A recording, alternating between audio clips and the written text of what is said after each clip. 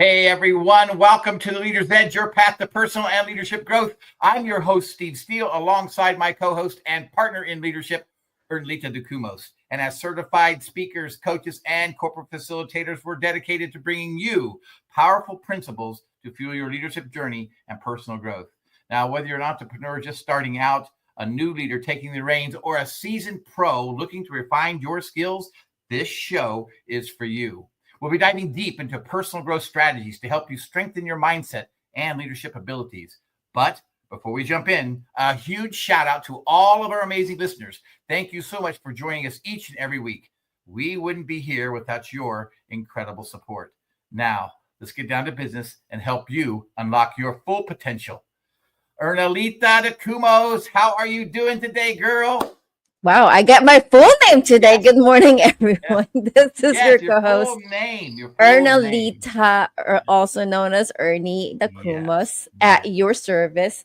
I'm doing great, partner. This is our second episode live through 216 Creator Studios. And this is the day that we have been waiting for months. Yes.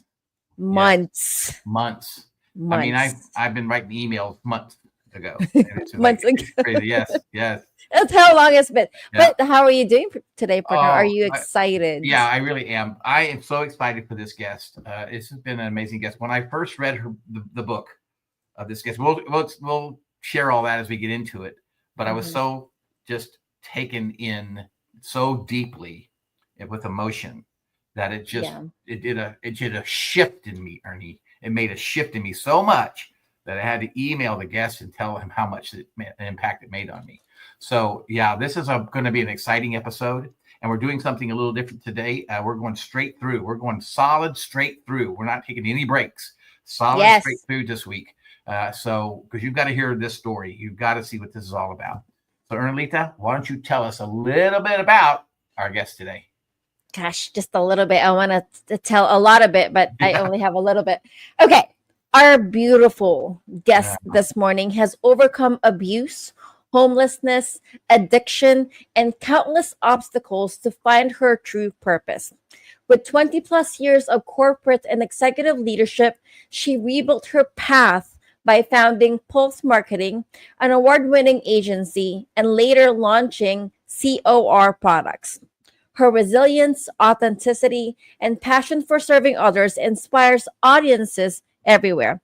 Outside of business, she enjoys art, travel, fitness, and time with her children, Adian and Nevaeh. And her debut book, Exposed, which is what we will be talking about today, You Can't Heal When You Hide, shares her mission to spark healing and empower others to uncover their own stories. Everyone, please help us in welcoming Miss Serena Mastin to the green room. Oh, there she is. Wow. Thank you. I'm so excited to be here. I'm telling you what, I'm like sitting here in awe, going, I can't believe we finally got here. This has been a long time coming, Serena. And you and I have conversed a little bit back and forth on email, and we've had you on the show. We had you on Discovery Calls. We had you when we first found out about you. I think Jill Schultz was a person who said you got to talk to Serena Mastin, and we had Jill on the show last week. So it was just having you here today is it's an amazing thing, and we're going to be talking a lot about your book today and your life story, because your book is your life story. It's what together. It really is. So welcome to the Leader's Edge. We're so impressed that you're here, and I can't wait to dive in. So I'm kind of giddy right now. Sorry. No, I am just honored. Thank you for creating space for me and allowing me to be here with both of you on your journey. So let's dive in. Let's do it. Partner, you want to start? I want to start. Yeah. It seems like you're like... I'm just kind of, we're ready. We're ready. So Serena, I guess we need to start from the beginning. I mean, I don't know where else to start, but from the beginning, because this, like I said earlier in the preview, we're going to be going straight through the show. We're not going to take any breaks today. So we got a lot to talk about. So let's just start from the beginning. What childhood, teenage years. I know if anybody's read the book, they know what to expect here. So let's just start right there. Wait. I'm gonna be the devil's advocate before we have her start her story. Serena, I wanted to share this and say this to you. I was reading your book, crying on the plane, finishing it. I read first half of it months ago, and then I started finishing the book probably last week, and I was crying. And I have never seen, for everyone listening or watching this show today, this gorgeous woman right in front of you has gone through so much in her life, and that shows on the book, but she's sitting here smiling despite all of that. So with that being said, Serena, please share like the very first time when you experienced your first adversity. Yes. And so I always like to open up and just to let the listeners know that I want to be sensitive of the content that I'm about to share, because not everyone is ready to hear it. So Yes. if there's sensitivity, definitely you might want to like take a step back, but I'm going to dive right in. Yeah. So I grew up in a unique environment. Unique is probably a nice way of saying it. My biological father was the leader of a satanic cult. And we lived in a single wide trailer in Chino, California. And in that trailer, my mother, my sister, and I were under constant surveillance. So he had members of the cult watching us at all times, recording our every move, or following us if we left. My biological father also sexually abused me, taking my virginity before the age of 5.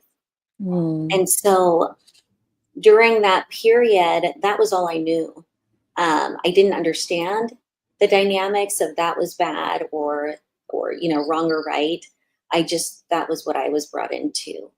And when my mom was finally able to get us out of that scenario, I was immediately ripped out of my mother's arms. She had to regain her ability to be a parent by going through programs. And my sister and I were put into witness protection. We were separated on multiple occasions. And between the years of, it was really right before my 6th birthday, and not until I was almost 10 years old that I go to approximately 9 different foster homes during that period. In addition to that, when I did live with family members, I describe the methods of consequences as more of cruel and unusual punishment, because they didn't know how to deal with my behavior at such a young age. And so that was the start of my journey. I love that. And this gives me a better understanding of behaviors with your story. Sometimes it's easy to say, well, they're just a difficult child because of what they didn't even know what you've gone through and what you're also going through, right? But there's one scenario, there's one house that you were transferred to, and I believe it's with an old lady, and she keeps feeding you vegetables. Is that correct? Can you share that journey, please? I don't want to highlight that. I'm sorry. It's stuck in my head, and I read this book months ago. So I believe you're referencing the first time I ran away when I was 6 years old. Yes. Not many could say that, they ran away from home at 6. But so because I was in such a unique living circumstance, my mom was very much the type of person that was just trying to survive. So she never forced us to eat vegetables or things like that. And so I never really had a normal upbringing. The things that most people would think is normal, I didn't fully grasp. And I believe you're talking about the one story where when I didn't eat my vegetables, I would go to bed hungry. And there was one point when I tried to eat my vegetables because I wanted to go to the playground. And that was the one thing that I really wanted. And I took the very last bite of the vegetables on my plate and I threw it all up. And so that was one of the circumstances. But this particular home, they had a accordion door that closed the hallway. So most of the day we would be locked in our rooms, and the only way to get out of our room was down the hallway, and that would be locked with the accordion door. And one night I didn't hear the latch. And so when you're in foster homes, you have to understand you're in different cultures, different environments, and different scenarios. But when that latch did not click, I grabbed my Stater Brothers bag with my naked Barbie, my pair of jeans, and my unicorn sweater. And I found my way out of that house because my goal at that moment was to find my mom. And so that was the first time I ran away. Yeah. Wow. Serena, 9 foster homes you were in, right? 9 of them? Yes. That's a lot. And it was between the ages of what, and what? 5 and so about like right when I turned 6, so 5 to about 10. To about 10. 9 foster. Wow. That's a lot. And when you're in witness protection, when somebody finds out where you are, for safety, they have to relocate you immediately. And so many times I'd be relocated in the middle of the night and wake up in a new place. So that was, for a child, a very terrifying experience, because not only did I not feel wanted, because I never really had time to adjust to a new place and adapt to the other kids that were there. But when they ran out of places, at certain points, I was then sitting on a bench in juvenile hall because I didn't have another place to go to. So then I internalized that as I was bad. So there's a lot of unique experiences as a child that, as you step back and you look inside a little girl's world, the foster system is designed to keep us safe, but it also has a ripple effect of negative patterns and trauma that it also creates. Yes. Wow. That's tough. So I think my curiosity is, we said that you have experienced sexual abuse, and it also mentioned on your bio that you were homeless. But it felt like you were homeless already at a very young age. But can you please elaborate on that moment of your life when you were homeless? I wish to go back during that time and actually shelter you myself, to be honest.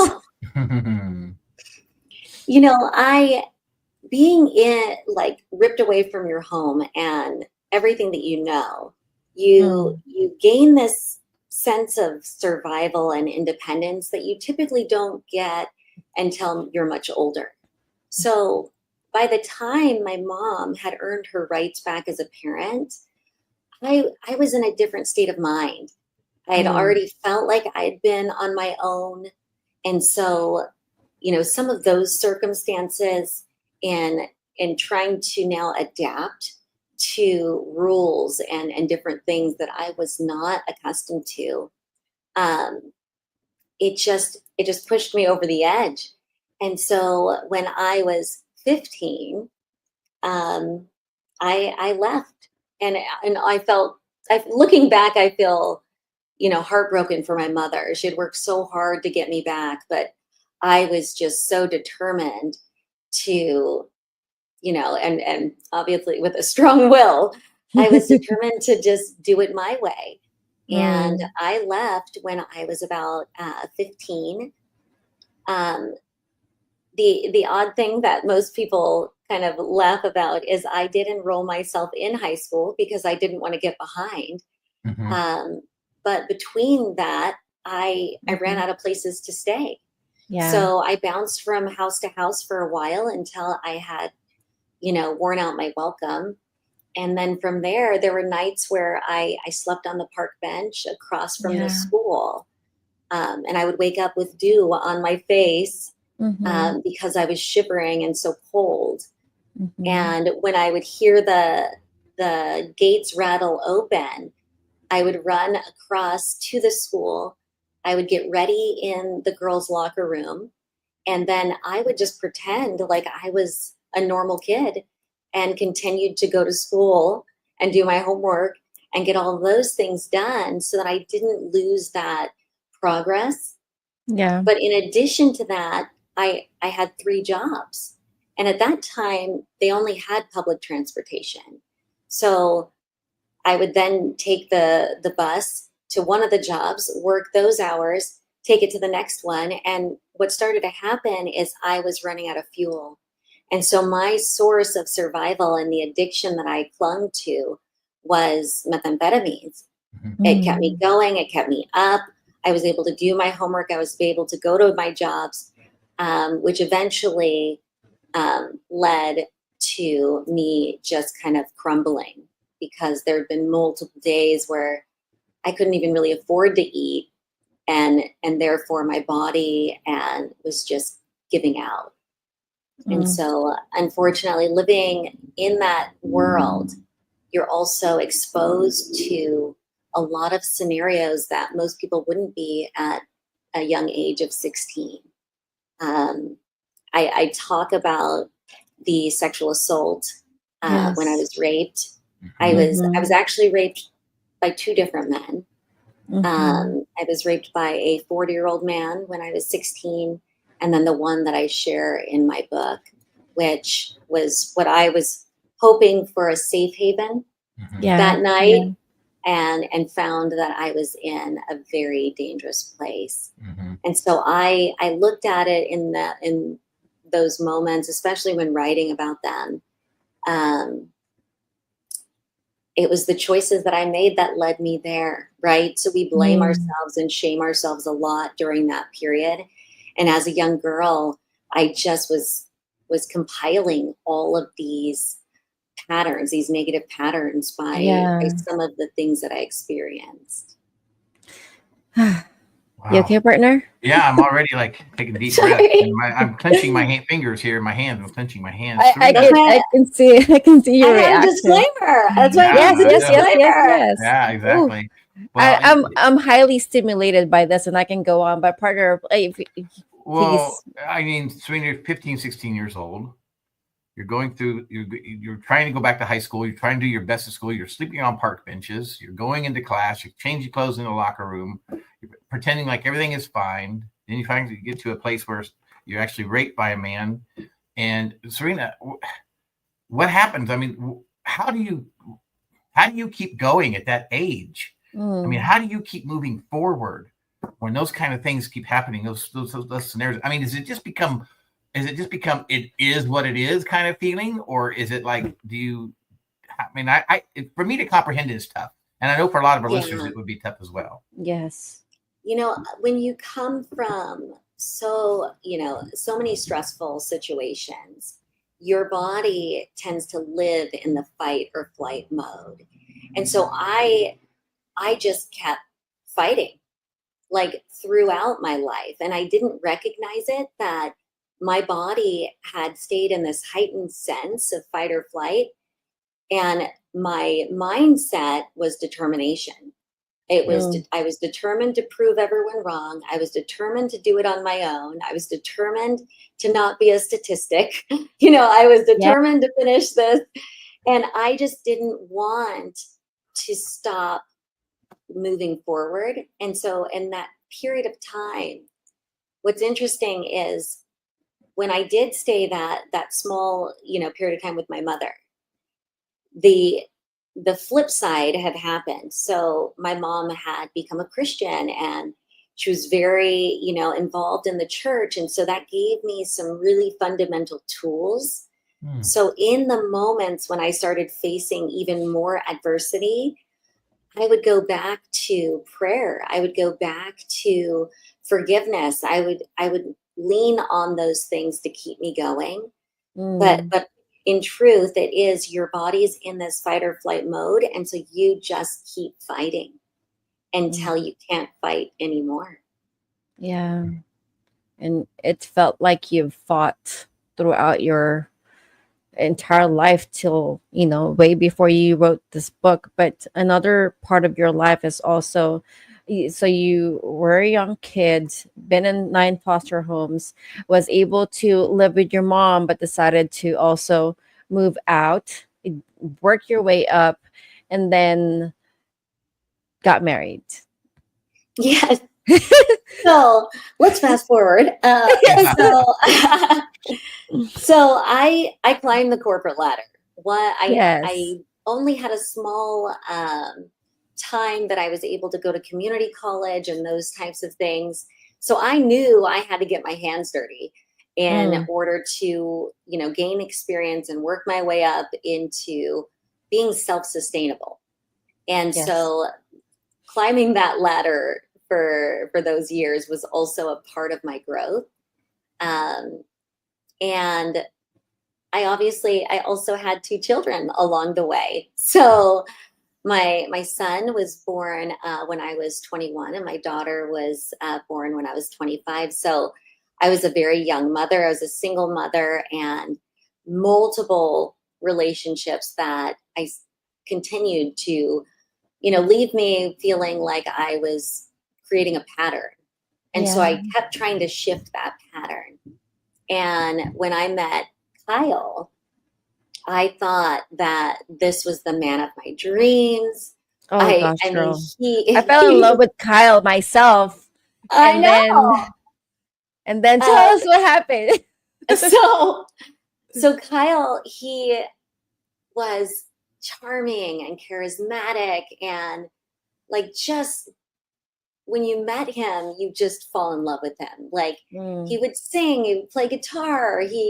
At one point, he even painted a full picture of me. Like, it was just like, he was just filling my whole world with love and some of these experiences that I'd never had before.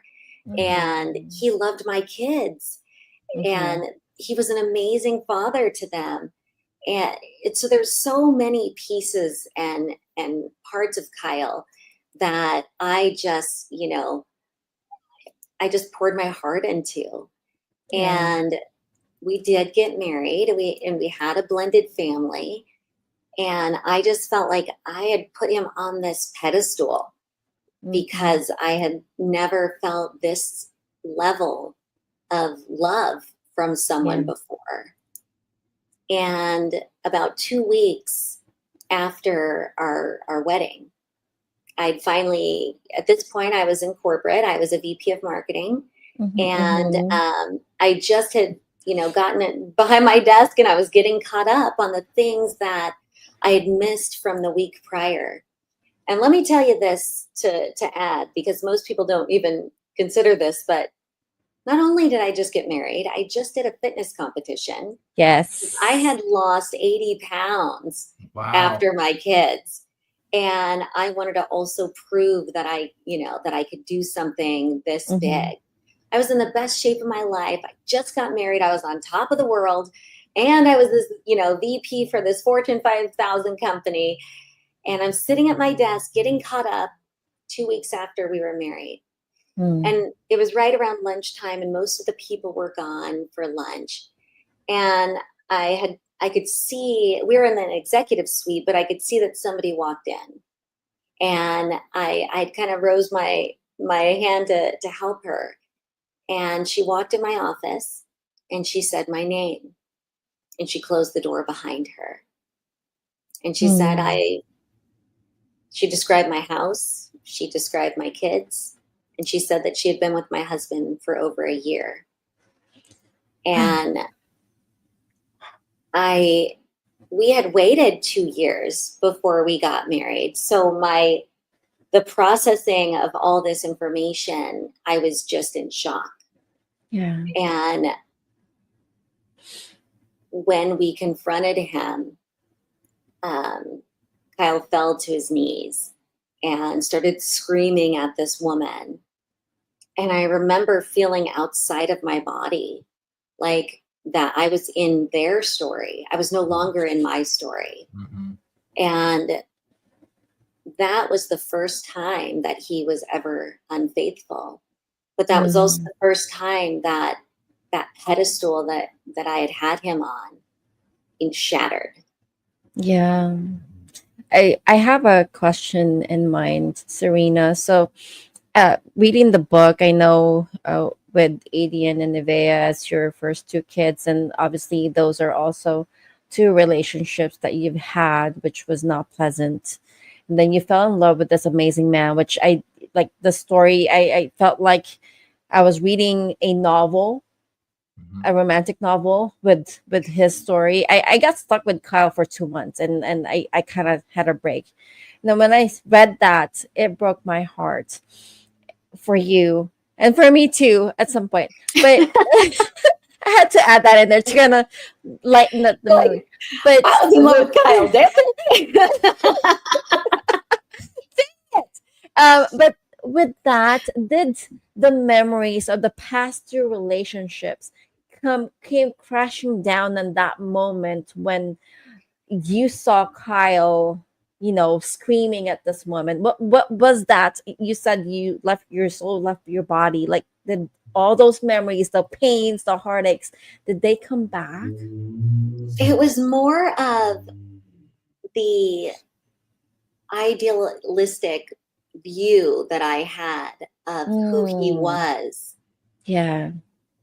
just dissipated, because he did so many things for me and went above and beyond. Such this personality that everyone fell in love with. And he was such a good father. Yes. And like I had put him on this giant pedestal. And in that moment, when I saw this other side of him, Yeah. it almost felt like I wasn't a part of the story. And I had so much empathy for this woman that I'd never met, because I felt like she was heartbroken. And so it was a very odd dynamic. Most people would be angry in that first moment. And I think I was more broken because I recognized that there was a whole nother person that was being hurt with me. Yes. And what continued to happen throughout that time was I was trying to understand forgiveness. I knew that forgiveness was for me. And I knew that if I could extend that forgiveness to this woman and to my husband, that it would allow me to work through these emotions. And we went to boot camps. We went to couples retreats. And we were working on ourselves individually, but then also working on our marriage to overcome this. And so in the first few years of our marriage, not only was it broken down to pieces, but then it was rebuilt and in a stronger way. And I felt like, at that time, I felt like we were thriving. And most people would have already left, but I felt like we had overcome something huge and that we could then extend that in our story to help others. So it did become beautiful in a short period of time in the first few years of our marriage, which is when I then started the agency. But then wait, hold on. Let me comment on that. Let me comment on this. Partner, I feel like I'm taking over, but I want to You're doing comment. fine, Ernie. You're doing fine. I want to comment on this because what you did is you stayed with him not because of the one thing that he did wrong, but because of all the things that he did right. In your book, you showed how you fell in love with him, the things that he did for you, how he made made a difference in your kids' lives and your life. So that's basically the idea behind it. But this is why our heart was broken. Tell us what happened next. So I started the agency. I left the corporate world, and I did it because my mom is now my best friend, by the way. And she had said to me, if you only gave a quarter of yourself and you invested in your own business, instead of giving that to everyone else, there's no way you wouldn't be successful. And I said, yeah, Mom, you have to say that because you know, I'm your kid. And she goes, well, if you're not going to do it for you, then do it for me. And I said, you are so manipulative, but I will do it just to show you that I'll do it for you. So that's when I started the agency. And shortly after I started it, now remember, I'm working out of my home office. I'm the only employee. And Kyle had come home from work one day and he said, I quit my job. And I was like, I'm sorry, what? And I was like, so we're going from a 1-income family to a 0-income family. And he's like, well, if I'm going to sell anything, I'm going to sell something I believe in. And he did.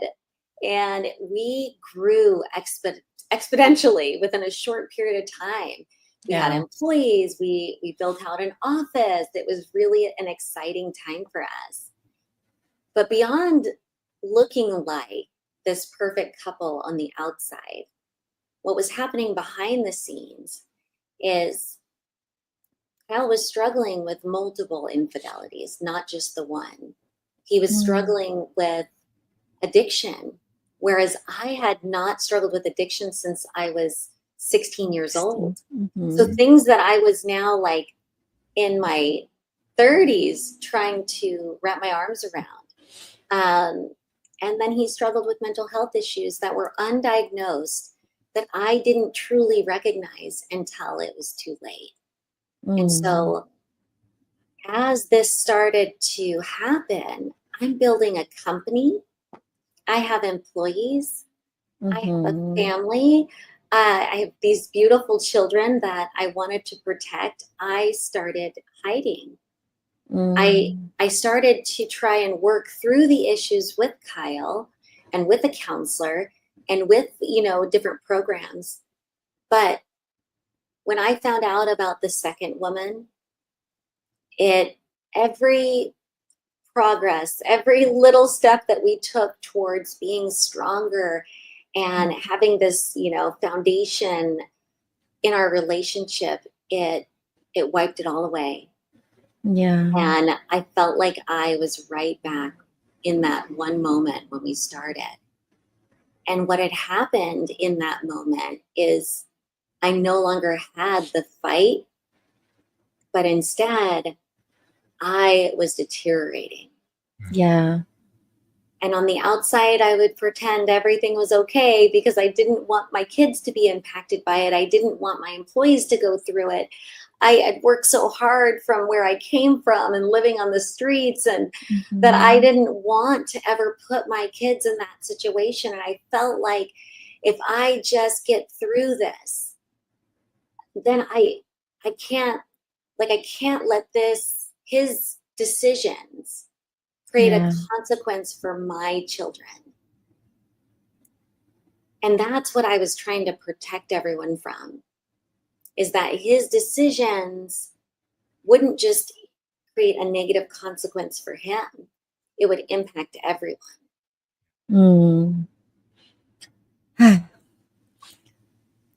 You okay, partner? Yeah. Yeah, it's just when you, and I want to say this to our audience, you need to go get the book. It's on Amazon. Yes, because please, this is amazing. Once you hear the story today, and then you just want to go get the book so you can get a full color of what it was really all about.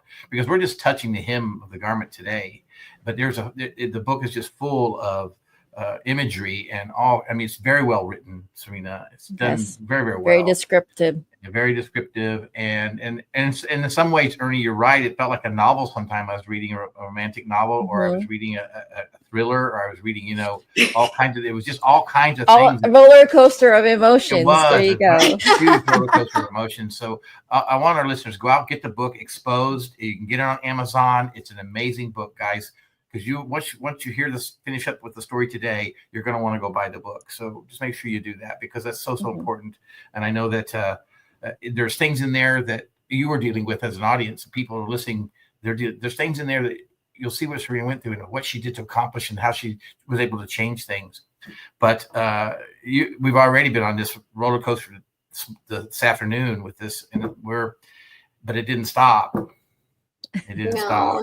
What happened to Kyle? So here's the thing. Serena, there was at one point when you had an employee actually was involved in a triangle situation. Can you go through that a little bit with us? Yeah. So I was deteriorating. I mean, my mind, my body, my health. And I knew that something needed to change, but I was so terrified to lose everything. And I talked to a counselor that I was, individually working with for a long time. And I said, I am amazing. I'm a good wife. I'm nurturing, I'm caring, I'm loving, I'm affectionate. I'm a business owner, and I'm running this business and I'm creating this amazing culture. I'm a good mother. I'm even good in bed. Like I am, I know it, and my counselor, he said, Serena, you may be all of those things, but you cannot earn love. Yeah, that's right. It has to be freely given. That's right. And that was the moment that it clicked for me, because I didn't recognize that the whole time I was trying to earn Kyle's love by being all of these things. And I stepped back, and it was like this moment where I felt weightless. Like, I don't have to earn this anymore. And that's when I found out about another woman. And I got the courage at that time. I said, I've been hiding for much too long. I'm not going to hide anymore. And I left Kyle. And in doing so, I had to tell my kids, because I had not shared any of these experiences with my family, my kids, anyone. So no one other than my counselor knew about the multiple issues and the addiction and the infidelities. No one knew other than my counselor and Kyle and me. And so in doing that, I thought there had to be a separation from him and the company. So I had to go to my staff and share with them that we're going to be stronger than ever, and we're going to get through this. And that's kind of the method that I took to go talk to my team. And everyone was so supportive and like, yes, we're going to be by your side. You have nothing to worry about. But right after the conversation, it was like whispers were happening. And one of our sayings is that we have a 0 tolerance policy for gossip. And I said, you guys, like, let's not gossip. Let's move forward from here. Yeah. And then one person spoke up and said, they're not gossiping. Kyle was with one of my employees.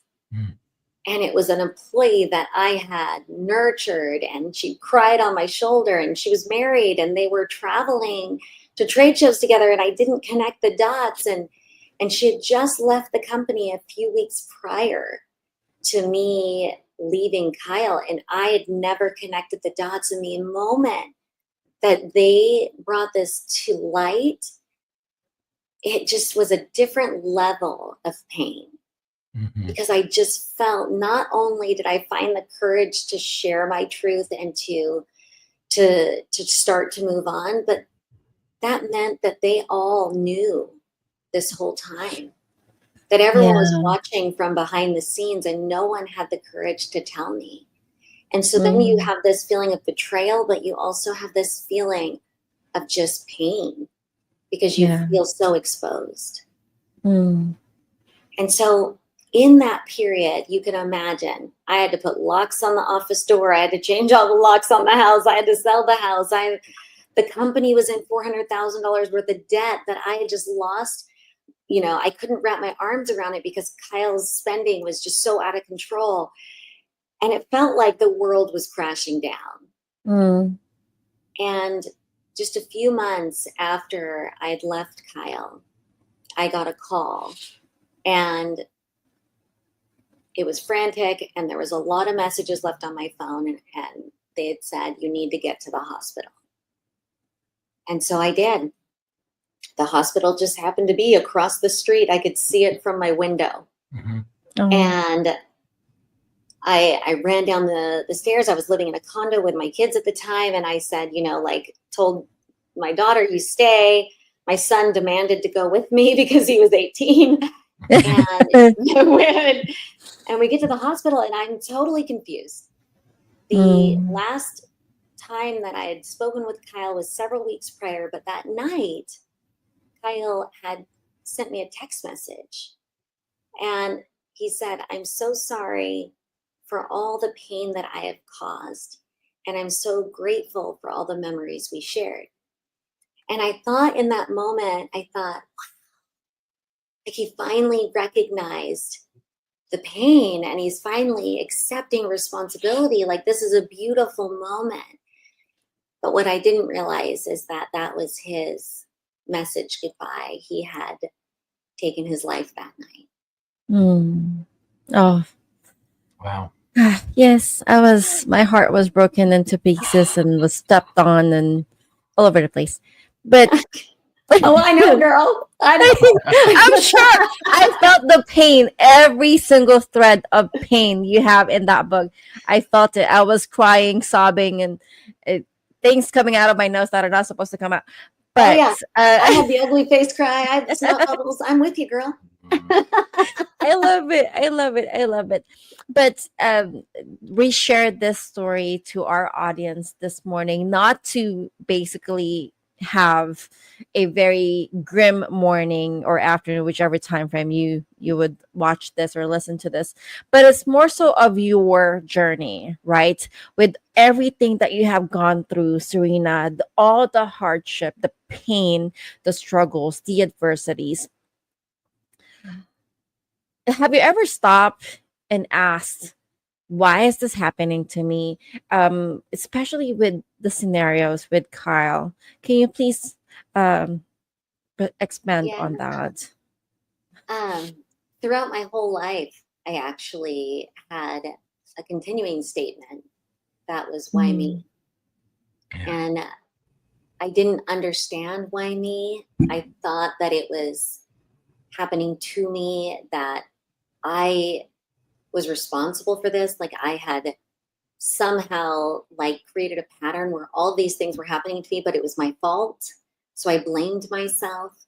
And it wasn't until I started writing the book that I recognized that it wasn't why me in the sense of it's happening to me. It's why me? Because I'm meant for something greater. And it's kind of like the saying, why not me? Yeah. Why not me? And it's so many times we learn that it's happening to us, but happening for us. Yes. And so, Serena, based on that, how can you honestly say today that everything you've been through, how has it been for you? Because I know I love that. And most people are like, oh, Lord, this is the story. I look at it like it has given me so much clarity and so much, I like to say, post-traumatic wisdom. That yes. I am able to give so much more to others. I'm able to understand on a deeper level from different perspectives that a lot of people wouldn't be able to. And I feel like it's a gift, even though you look at my life and see it as this tragic event. I don't see it that way. I see it as that was, each moment may have hurt in different ways, but it's created who I am and has given me a platform to then go and serve others, to help others get through their own healing. Because the more we heal ourselves, the more we heal the world. Yeah. That is beautifully said. But I'm the devil's advocate. But they hurt you since Yeah. the very young age, multiple times stabbed you. Eh, How can you forgive them? You know, I was really good at forgiveness. Mm. The thing that I knew that I had to forgive because I felt like everyone is human. Everyone faces these different obstacles and makes choices. And I didn't feel like the forgiveness was hard. What I Mm. felt like the forgiveness for myself Mm-hmm. was hard. Mm-hmm. Because looking at myself in the mirror, because I had blamed myself, I'd shamed myself, the torture that I endured just from my own mind Mm. was actually harder to forgive. When it comes to other people, though, just to be clear, forgiveness doesn't mean tolerance. Right. Mm. And when you tolerate behavior, you condone it. Mm-hmm. So there has to be boundaries, and you have to set up safeguards around yourself. And through those experiences, I was learning how to do that. And I have to say that I don't have hate or anger or resentment towards my father, towards Kyle, towards anyone that has hurt me along the way. I have compassion. I don't allow those types of people in my life, but I'm very alert and aware of the scenario and the circumstances. And I've created these boundaries that keep me safe. And that was a Mm. learning process for me. Wow. Yeah, that's beautiful. That is beautiful. And gosh, I think all of us at some level have those learning, have to place those boundaries in our life so that we can move forward, right? And oftentimes we don't know how to do that. You know, sometimes it's Mhm. difficult to do, and because we do live in spirals of shame, and if we don't deal with that, you know, I'm just curious, Serena, was there ever a point in your journey that you had to deal with the inner parts of you, the inner child piece? Yeah. 100%. How did that look for you? I still deal with it. So Yeah, know yeah, that yeah, like yeah. this healing journey is not, I thought originally it was like I check it off the list. Uh-huh. Yep. Yep. But it's not a I check it off the list kind of thing. It's a forever Yeah. journey. Yeah. But yeah, I struggled with a lot of, self-deprecating, thoughts. And at times when I was younger, I would hurt myself or I would cut Mhm. myself. I also Mhm. struggled with, uh, bulimia and eating disorder that I struggled with for 10, 15 years Mhm. because I Mhm. was self-inflicting pain because I kept blaming myself. And what's interesting, and I learned this later in life, that when you start your life with a trusted person that abuses you, you start to believe that you have to earn your love, you have to Yeah. earn your worth. And so that traveled in to every area of my life, and I had to unlearn those things. And Mm. so it's a process, and it's facing your inner demon, but it's also facing your inner child and Mhm. allowing that child to grow in a different way with new patterns. And Yes. not only that, but to be compassionate with that part of you, right? I Yeah, mean, you have to have that compassion for that particular part of you. Your conscious person, who you are when you're out and about and you're talking. When you have to have that compassionate piece and check in with that inner child, with that person that was once you, and yeah, and Mhm. and having that compassion and love for that helps build that forgiveness over time as well. And yes. you have to do the work, Serena. One thing I want to point out here to our guests, that these things just didn't magically happen. You had to work to get where you Yes. are. There is work involved, audience. There's work involved. You're not going to grow your life, improve your life without hard work. And without reframing That's your right. thoughts, Yes. Yeah. identifying your patterns, becoming self aware is the first step. The second step is self management, managing Mhm. those behaviors. and then self-regulation. So regulating, how you're responding, and you have to continue to work on it. Absolutely. Yes. A lot. Yeah. It's not an overnight process. Yeah. For sure. I agree. And you mentioned boundaries earlier, Serena. I know you have your own acronym for boundaries. Do you mind I sharing it with do. us, Yes, please? yes. We love to So hear I have a horrible memory, so I had to create something that I would remember. that. And it's brave. And so the B is for boundaries, to actually create boundaries in every relationship, not just a love relationship. Right. The R is for reliability, that you do what you say you're going to do, and you follow through. Not just me, but the other person. So that gives me a guideline. The A is for accountability. You're going to own your part. We're both going to own our part, and we're not going to point the finger at the other person. The V is for vulnerability, for being fully transparent and open, and creating a safe space for both of us to share the hard things to say in a loving way. And then the E is for equal effort, that I am going to pour into you, but you are equally going to, invest in me as well. And so that's my brave boundaries. I love that. Brave. Partner, you asked Serena last week a very profound question, and I don't know if you remember it. Do you remember that profound? I asked her a lot of questions last week. It's the last question that you asked, I believe, and if you remember, go ahead and share it, Ernie. I'm not okay. sure. I think you'll remember once I asked it. How do you handle adversity today? Yeah. So I have a quote that I live by.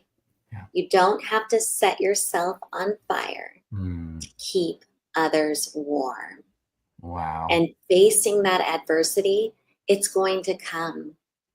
But I have to tell you that you find gratitude and joy in those little moments.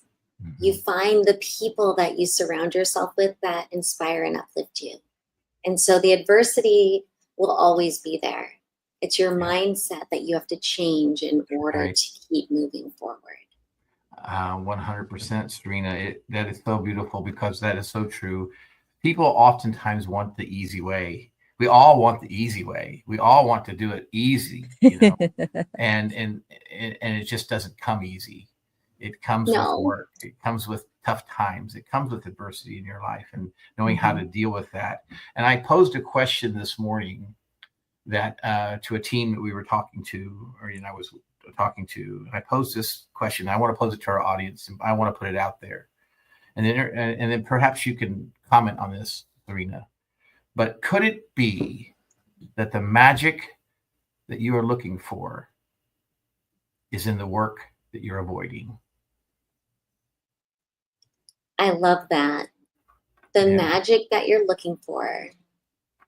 I also is in the work that you're avoiding. That's part of it. But I think you have to put yourself in uncomfortable situations to really see the truth in why you respond the way you do, or why you're not dealing with it, so that you can face it with courage.